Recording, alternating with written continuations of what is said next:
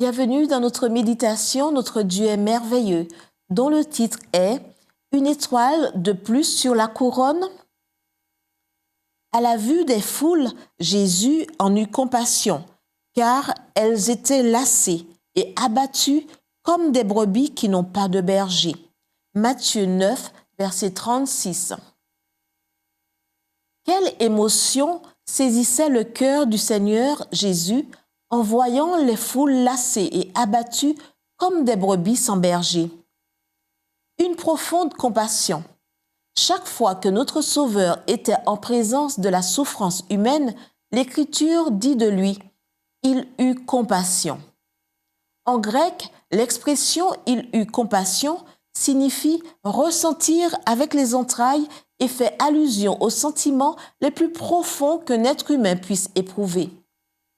Dans le cas particulier de Jésus-Christ, ce sentiment était toujours accompagné d'une action. Peu importe l'œuvre qu'il réalisait ou la personne dont il s'occupait, il faisait toujours quelque chose pour libérer l'opprimé et guérir le souffrant, sans attendre quelque chose en retour.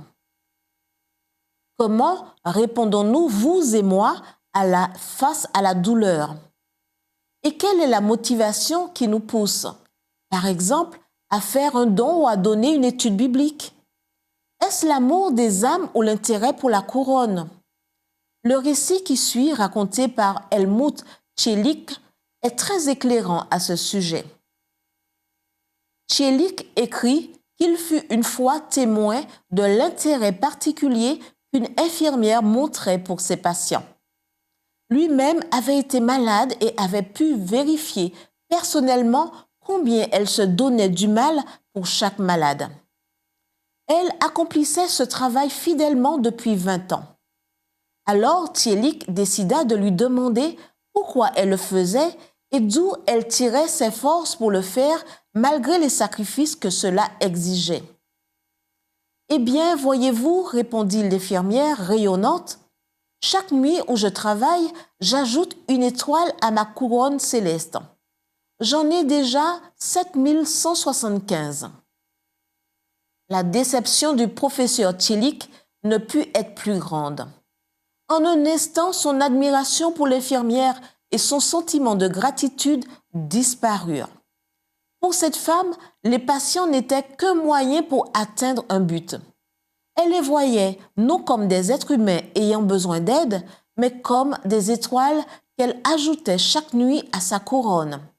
Et elle en faisait le compte, 7175. Combien l'exemple que nous a laissé le Seigneur Jésus est différent. L'amour, la miséricorde et la compassion se révélaient dans chacun de ses actes.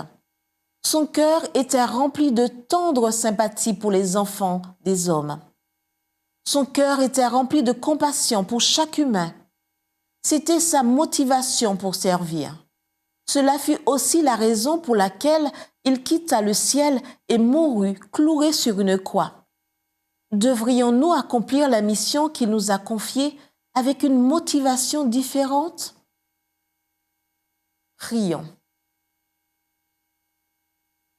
Jésus, remplis-moi aujourd'hui de ton Saint-Esprit. Ainsi, ma seule motivation pour te servir sera la gloire de ton Saint-Nom, parce que toi seul es digne de porter la couronne. Au nom de Jésus. Amen.